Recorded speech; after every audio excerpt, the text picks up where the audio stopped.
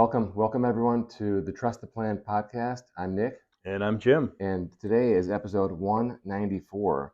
We're going to be talking about the markets in September. But first, last night we're recording on Friday here. Last night, Thursday night, was the kickoff for the NFL season.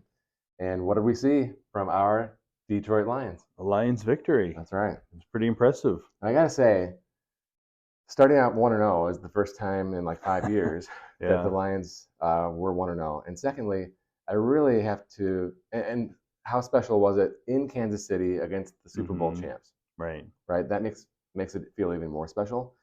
But I just got to shout out to Aiden Hutchinson. This kid, unbelievable. Okay. First off, I love him for many reasons. He went to school where my kids go to school.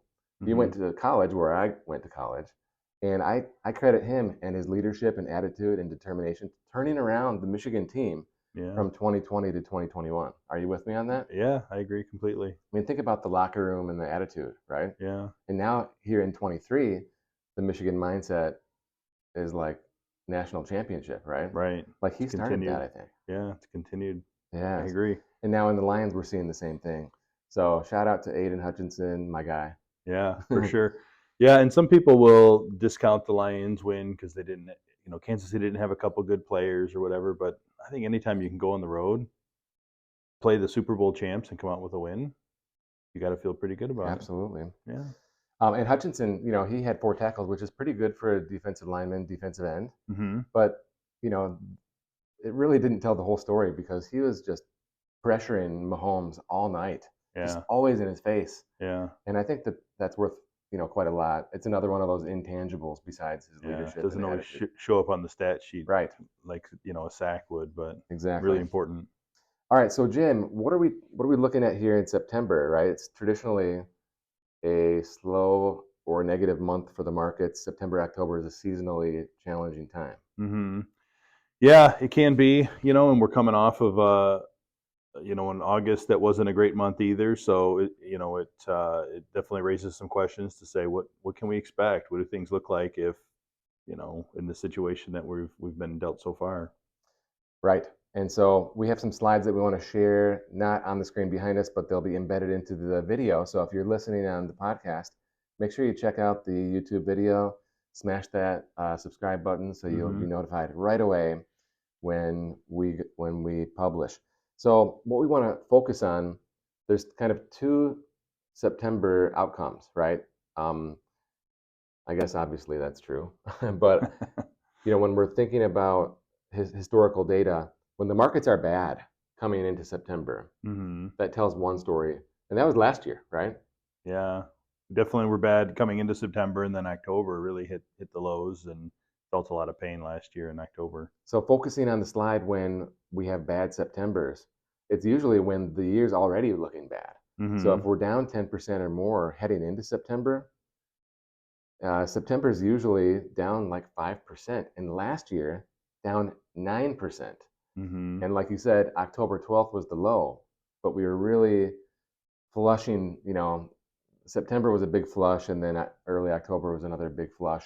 And then we've kind of rebounded a lot since then. But if it's a bad year leading into September, September is usually a bad month. Yeah. But this year, we've been the opposite, right? We've actually had a good year. That's heading right. into to this September. Yep. When the market, looking at the next slide now, a solid year and a down August. So we're really torturing the data here.